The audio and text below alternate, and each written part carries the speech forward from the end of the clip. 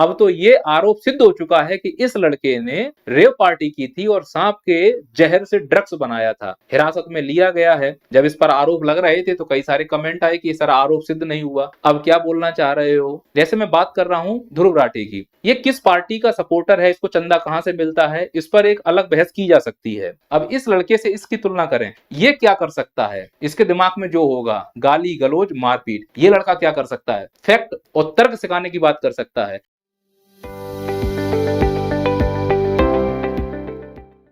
इस छपरी की फोटो को जरा ध्यान से देखो। गुंडों की तरह कॉलर खड़ी हुई है, आवाराओं की तरह शर्ट के बटन खुले हुए हैं, गले में एक मोटी सी चेन है, हाथ में सांप पकड़े हुए है और इस बेवड़े को लग रहा है कि यह मेरा कितना कूल फोटो है, चलो सोशल मीडिया पे अपलोड कर देते हैं। और इसे मालूम है कि जो इसको फॉलो करते हैं वो हैं चिलम चुट्टे।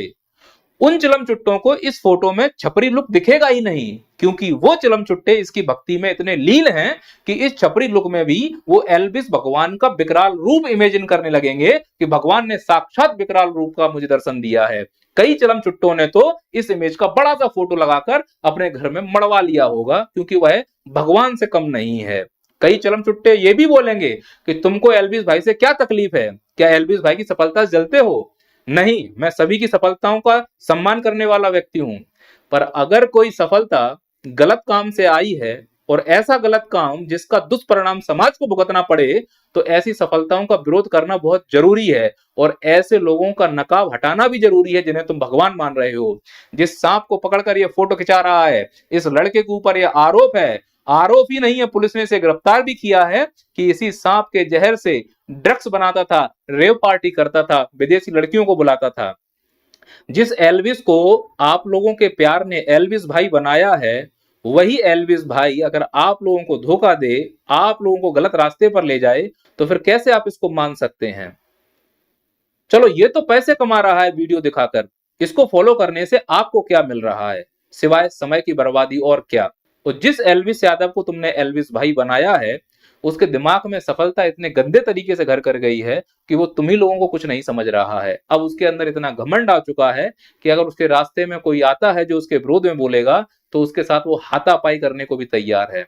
कई ऐसा बोलेंगे तो क्या इस हरी शर्ट वाले की कोई गलती नहीं होगी। अगर कोई किसी को गाली देगा तो स्वाभाविक है उसका वो रिप्लाई तो किया जाएगा। पर मैं तो ये बोलने वाला हूं कि तो इस देश में जो कानून व्यवस्था है उसको क्या डस्टबिन में डाल देना चाहिए। अगर कोई किसी के प्रति गलत बोलता है तो उसके लिए कानूनी कार्रवाई की प्रक्रिया होनी चाहिए।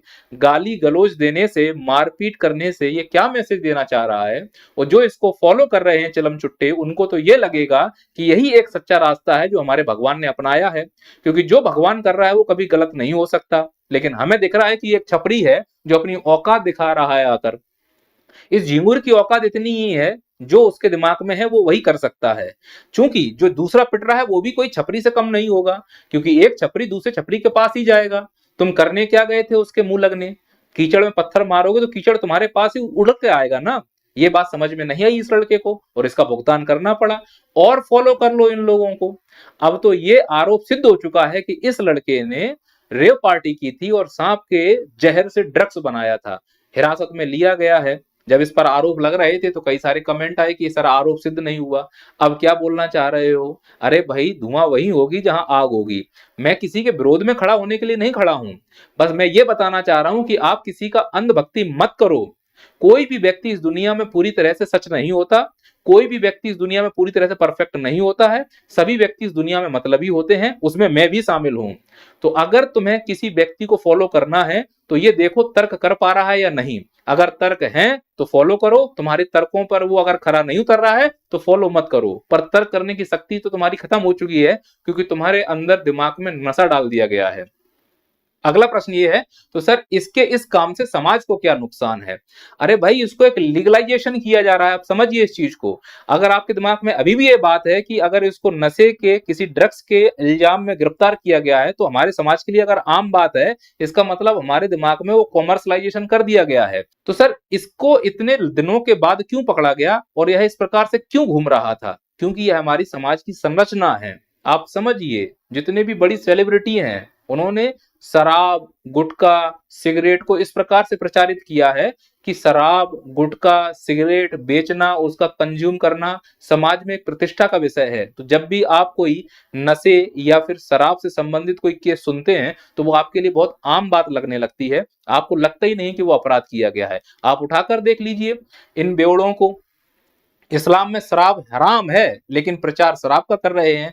इनका लड़का तो ड्रग्स के आरोप में पकड़ा गया था, तो इन्होंने फिल्म में एक डायलॉग लगवा दिया कि बेटे को हाथ लगाने से पहले बाप से बात करो। अगर तुम बाप हो तो दुनिया में और भी कई बाप होंगे। तुम जिस दारू का प्रचार कर रहे हो उस दारू का कंज्यूम छोटे छोटे बच्चे करेंगे जो तुम्हें फॉलो करते हैं, तुम्हें भगवान मानते हैं, और तुम उन्हीं लोगों को अगर इस प्रकार के नशे की लत लगवाना शुरू करोगे तो उन बाप की बद्दुआओं का तुम्हें सामना करना पड़ेगा। लेकिन हम लोग तो अंधे हैं, सभी लोगों को भगवान मानने लगते हैं, इनको मिल रहा है पैसा और हम लोगों को मिल रही है बर्बादी। और एक कल्चर इस समाज में शुरू हो गया है।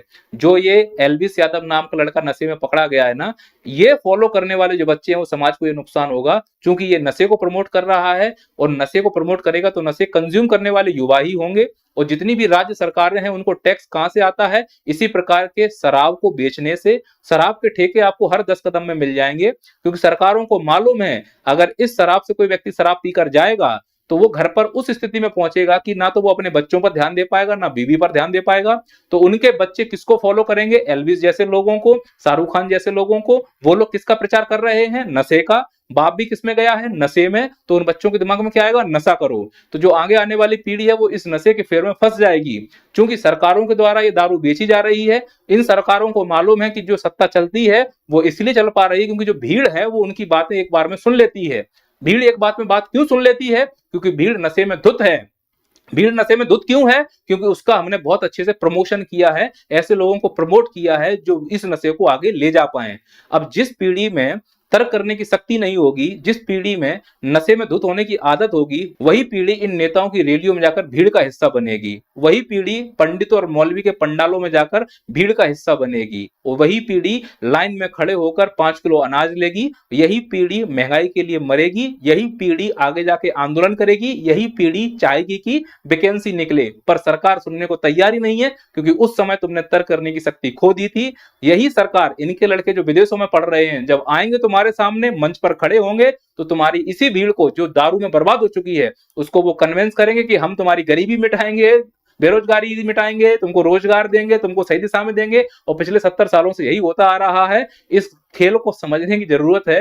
नहीं तो जिस देश में नशा सबसे खतरनाक कंडीशन है नशे की, उस देश में कोई सरकार रातों रात नशा खत्म कर सकती है, लेकिन करते नहीं है। वार्निंग जरूर देते हैं, वार्निंग देते हैं कि नशा स्वास्थ्य के लिए हानिकारक है, नशे से कैंसर होता है।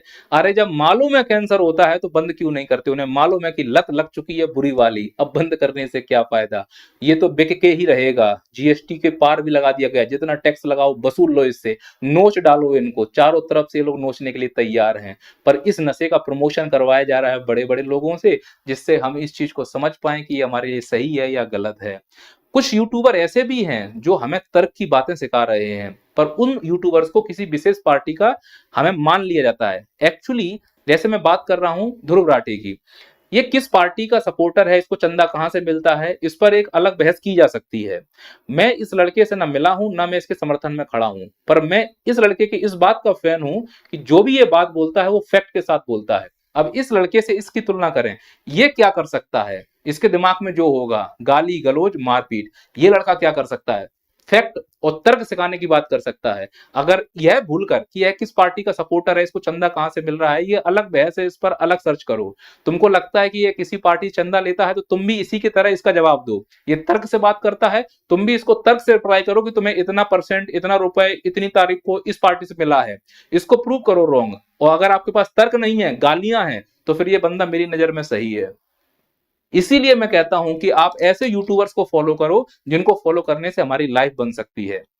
अगर आप शिक्षा के क्षेत्र में कुछ सुनना चाहते हो, विकास दिव्य कीर्ति सर को फॉलो करो। मोटिवेशनल सुनना चाहते हो तो फिर संदीप महेश्वरी जी को फॉलो करो। अगर आप न्यूज सुनना चाहते हो निष्पक्ष, लल्लन टॉप को सुनिए। मुझे यह एक ऐसा चैनल लगता है जो ना इस पक्ष है ना उस पक्ष है, न्यूज को न्यूज की तरह सुनाता है।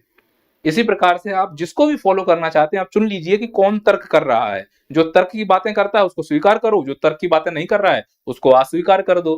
पर मेरा सभी पेरेंट्स से हाथ जोड़कर निवेदन है, अपने बच्चों को मोबाइल ना दें। अगर मोबाइल दे रहे हैं तो देखें कि वो किसको फॉलो कर रहे हैं। कहीं ऐसा ना हो कि आपका बच्चा भी एलविस यादव की तरह नशे के आरोप में जेल जाए, क्योंकि इन लोगों ने पैसा कमा लिया है। पैसे दे दुआ के ये अपना केस रफा दफा कर ही लेंगे अंत समय में। और भारत के कानून व्यवस्था में यही होता है।